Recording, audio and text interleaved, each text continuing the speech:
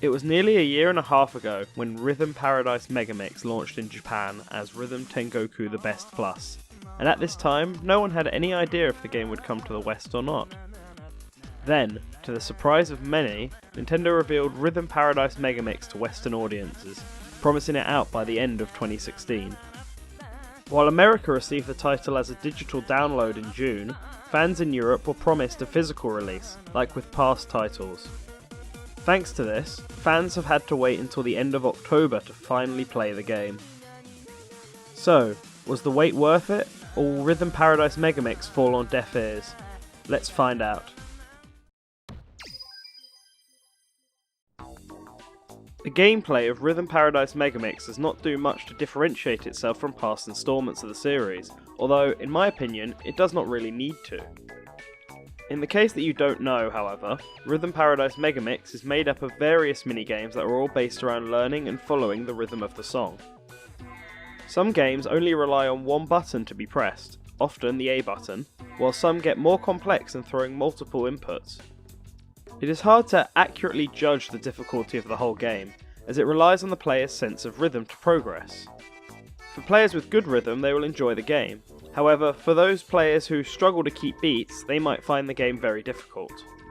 For example, I am really good at the minigame Ringside, but I am terrible at Lockstep, which requires going off beat at points, something I find really difficult to do. However, this game comes packed with over 100 minigames, some of which are harder repeats, so you are bound to find a few games that you'll enjoy, and a few that you may struggle with. That is the nature of the game though, so it wouldn't be fair to class that as a negative point. The minigames only last about a minute at most, and then at the end of a 4 minigame run you are treated to a remix level. These levels utilise everything you have learnt from the past 4 games into one mega game that you don't get to practice on. It is very satisfying clearing one of these, and is the ultimate mark of progress throughout the game. What isn't a mark of progress and feels much more like a hindrance are the gate challenges. There are only a few of these in the game, and I did not enjoy them. For me, only one of them was any decent, and that was because it was a remix of an older minigame. These challenges are simple games that you have to pay to play. The higher you pay, the lower the difficulty. However, you have to do these to advance through the game, and they are usually games that revolve around counting up to a certain number in your head before pressing the button. You have to be extremely accurate, and I struggled with them immensely to the point where I contemplated cheating or giving up on the game, but in the end I pushed through and succeeded. On easy mode. For every minigame you beat, you get a ranking of either failure, okay, or superb. Getting these rankings increases the amount of coins you get, and unlocks bonuses in the game's museum mode. These coins can be used in the shop to buy other collectible items and more music, while flow orbs from the game's challenge mode can be used to purchase new, optional minigames. Challenge mode is a new addition to the series, which sees the game's minigames categorised into sections like simple games, or Japanese games, which players do in a row in order to unlock flow orbs and more coins. This can be done both in solo and multiplayer, which also supports download play. I didn't get to try the multiplayer out, but I imagine it functions like the solo play does, combined with the multiplayer from the Wii title. It is in the challenge mode where the game's perfect events can be found. Just like previous games in the series, getting a superb rating will unlock the chance to randomly go for a perfect run of a minigame. While it seems to take longer for this mode to unlock, they have definitely improved on it by kicking players out of the minigame if they fail the run. Past games just had the game keep going and wasted the player's time, so this is a nice, streamlined feature. In fact, a lot of this game seems to be designed for streamlining. On the Nintendo 3DS's touchscreen, the game has a Super Guide mode that shows you how accurately you are following the beat, and for those really struggling, there are visual cues to help get new players into the flow of the games. This is one of the best new features of the whole game, and something I am glad they finally got around to adding. There are a few minor features as well in this game that I will quickly mention. There is an odd pachinko style game where you feed turnips to a goat in order to level it up. The higher the level, the more gifts you get. It's a simple, fun distraction between minigames. There is also a Street Pass feature which I unfortunately did not get to try, but it involves fighting robots with other people you pass. It's there and sounds neat, but I can't really comment much on it. Overall, the gameplay of Rhythm Paradise Megamix is the best it has ever been in the series, with tons of games for people to enjoy and lots of options to keep players going. So the game plays well, but how does it look? Well, you should be able to tell anyway, but just for the sake of it, let's dive right in. Just like past games in the series, artist Ko Takeuchi and musician Sonko return to work on this title, and their work has never been better. As the name would suggest, Rhythm Paradise Megamix is a game that combines the best of the previous games into one mega package. The minigames are laid out in a way where you play one from the original Game Boy Advance title, then a DS minigame, then a Wii one, and finally a brand new minigame built just for this 3DS game.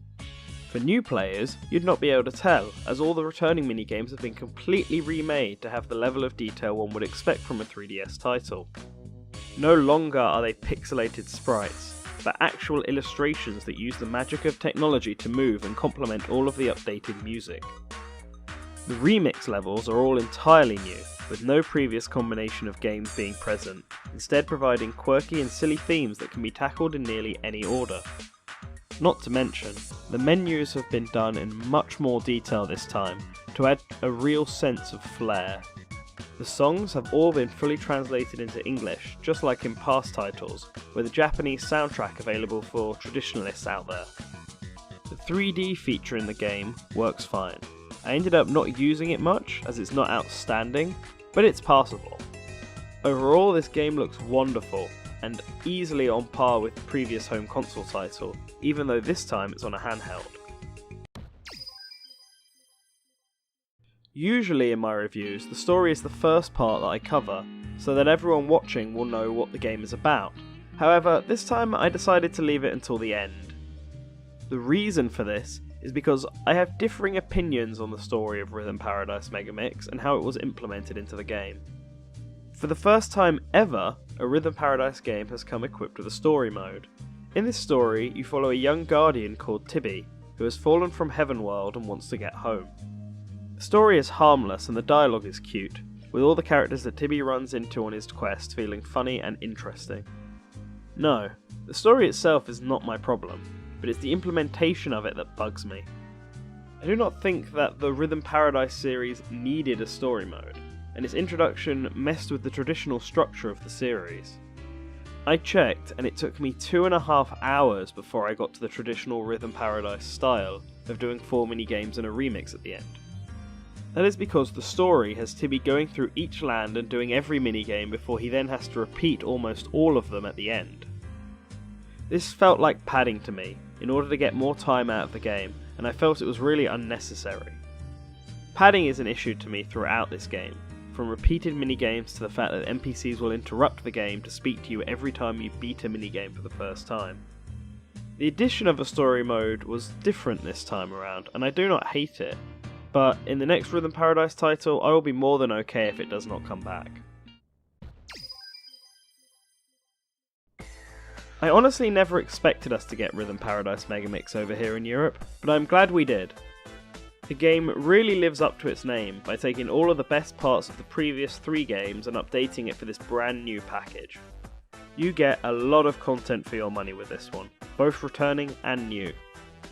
Many of the additions to the gameplay help to streamline things and make the game easier for those who might be rhythmically challenged. The presentation is top notch, even looking better than the only home console game in the series, and the mixture of classic remixes and new songs really help you to feel the beat.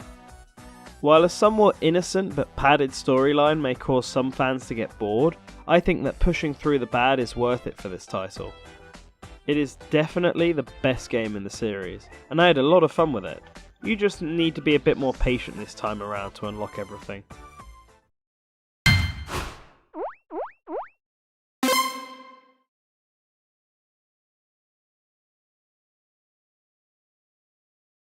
I want to thank all of you for listening to this review, and I want to thank Nintendo UK for giving us the opportunity to play this game.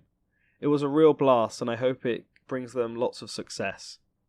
So with that guys, make sure you stay up to date on Source Gaming's YouTube channel and at www.sourcegaming.info for all the latest facts, translations, speculations and news coverage. Okay guys, bye.